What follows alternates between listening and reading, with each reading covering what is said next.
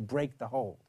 We heard in our report Professor Timothy Wu referred to the Tony Soprano rules of capitalism. If you look at the issue, I think it's more the robber baron model of business. If you go back and look at what the railroads try to do, the railroads said, hey, we want to be shippers too. We don't want to just provide moving cars. And they began to discriminate. They would charge one shipper more than another shipper for the same product over the same distance. Why? Because they had an ownership interest in shipper A, and they didn't in shipper B. Towns were getting strangled by this discrimination. Rockefeller was putting all of his competition in the oil business out because oil used to move by rail in the old days, not pipeline. And so this was a model of the robber barons of the late 19th century, and our society, unlike many other capitalist societies, said, no, we're not going to have it. We passed the antitrust laws to break up the trusts, and we passed the Interstate Commerce Act to say common carriage. These systems are so important to the flow of goods, and in the case of information democracy, that they have to be operated on a non-discriminatory basis. Fundamental principle that in the information age, if you think about how ironic it is, now we have the merging of communications and commerce, of speech and commercial activity. And now when the need for open non-discriminatory networks is more important than ever, we do an about-face and abandon what was a fundamental and very, very productive principle for us. Yale PhD, Fulbright Fellow, Stanford University, consumer, the heart of American society. You're no radical, right, on this? No, I am a devout capitalist, but I firmly believe that there are some principles. And if you look back at our history, it was the reaffirmation of the commitment to an open society and an open real competition. You know, we said we're not going to let these cartels dominate our society. So sometimes you need government to think of good ideas, to impose principles and restraint on the capitalist sector. In our economy, and you had it in your piece, 80% of the telephone service and electricity service in America is provided by private companies subject to public obligations. That's our model. It's a darn good model. Mark Cooper, Consumer Federation of America, thank you very much. Thank you for having me.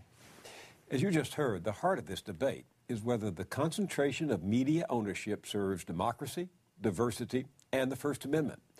More is at stake than the Internet. Even as we speak, the Federal Communications Commission is thinking of changing the rules to allow a single corporation to own, in one market, the major daily newspaper, as well as up to 8 radio stations and 3 television stations.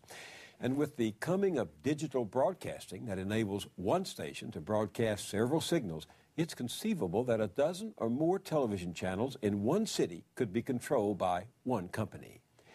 2 weeks ago in Los Angeles, the FCC held the first of several public hearings on these proposed changes. Thank you for being here. It's an exercise in tightening our democracy. I look forward to the testimonies of the witnesses and the public comments we're here to see, so thank you so much. Now we're back at square one, and it's all up for grabs. And if we're going to do a better job this time around, it's going to be because of input from folks like you.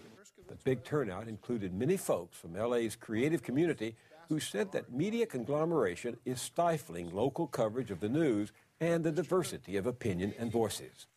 Let's listen to a medley of citizens who attended the hearings, as captured by the PBS team at Now. How do you expect these corporations to give us a diversity of opinion if they can't even give the marketplace a diversity of programs? There's no public benefit to allowing them to have more stations. It will drive me out of business. I want to stay in business and serve the public. The airwaves belong to the American people, and we believe it's time for them to take it back.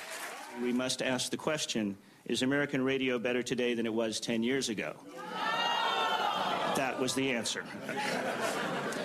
Media consolidation has, without question, harmed localism in radio. You have the keys to communication in your hands. You are responsible for whether we hear what's going on in this country right now. One of the people at that hearing in Los Angeles is with me now. Eric Kleinenberg is a scholar at New York University and the author of Fighting for Air, the Battle to Control America's Media, to be published in January. Welcome. Thanks for having me. Why the title, Fighting for Air? Well, there is a kind of war going on around the United States today. It's a battle of citizens who are fed up with what's happened to their local media, their radio stations, their television, their newspapers, and they're battling to assert control. 10 years ago, the FCC and Congress relaxed the ownership rules, allowed a small number of companies to own more and more media outlets than ever before. And I think most people know what's happened to their media by listening to the radio or not. It used to be the case that no radio company could own more than 2 AM and FM stations in any one market. Today, they own up to 8 and are trying to get 10 or 12. What's happened is that they turned those radio stations from valuable local community assets, places where you could go to get local news, reporting about your institutions, your local music, into places that played pre-programmed content. And the result is that people turn the stations off. Everywhere I travel, people say we've lost our local radio station. Yeah. There's no local news here. There's not even a local personality zone anymore. But when the internet appeared almost out of nowhere a dozen years ago, people said, oh, well, the internet will solve the problem of the paucity or lack of information from radio and local television. Has the internet done that? The internet is an incredible medium, and it's about to become even more powerful, more incredible, because radio, television, newspapers, movies, all of these things will be available to Americans through the internet. Unfortunately, what the internet has not added is local content. The internet gives us a world of information about the world. You can get British and French newspapers like never before. But your viewers should ask themselves, how much local radio is actually available? How much local broadcast content? How much local reporting that's not already available in other outlets comes through the internet? And the answer is incredibly little. It's just not the solution for the problem of local media. I want to show you a report that really drives home what you're saying. This was prepared after Katrina by Peter Bull and Rick Carr, my colleagues who produced the piece on the internet. It comes to us from the Gulf Coast of Mississippi. Let's look at it. Local media can mean the difference between life and death. Take the example of Hancock County, Mississippi on the Gulf Coast. Its 2 local commercial radio stations went off the air after consolidation changed the rules of the radio business. A local volunteer launched a community FM station, the only broadcaster in the county. And then Hurricane Katrina hit.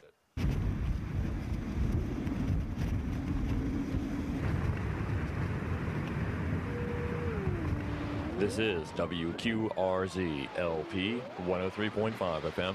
Stay tuned for a public bulletin from the Hancock County Emergency Management Agency. Hancock County has suffered extreme devastation, and damage assessments have already begun. Available at Bay High explosive distribution sites for food, water, and ice. Open from 8 a.m. to 6 p.m. FEMA has established a family assistance center. Hancock County is under a mandatory curfew. A 25-bed field hospital unit has been...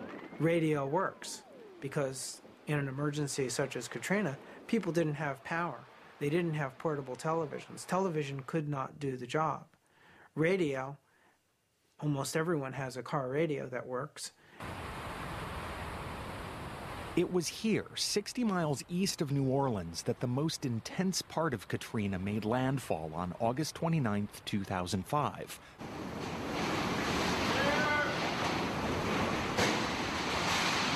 Winds reached 125 miles per hour, and water from the Gulf surged miles inland.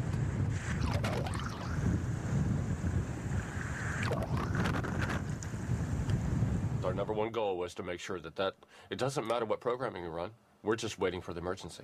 This is 103.5 FM, the voice of Bay St. Louis.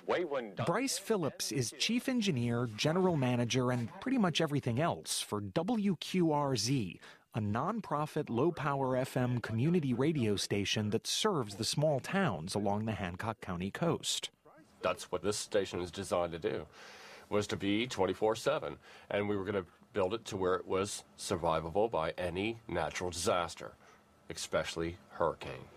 The water got to the point where it was up above our heads where we're standing right now, right? Well, yeah, it was halfway up that roof. Thanks to Bryce Phillips, WQRZ managed to stay on the air throughout Katrina and its aftermath, when most of the commercial radio stations in the path of the storm went silent. I didn't know that all the rest of those stations were out. I had no clue. I think I'm one of 1,000, but I'm just serving my own community. I had no clue that I was one of 4 out of 41 that survived. Out of 41 radio stations. Total. Total. On the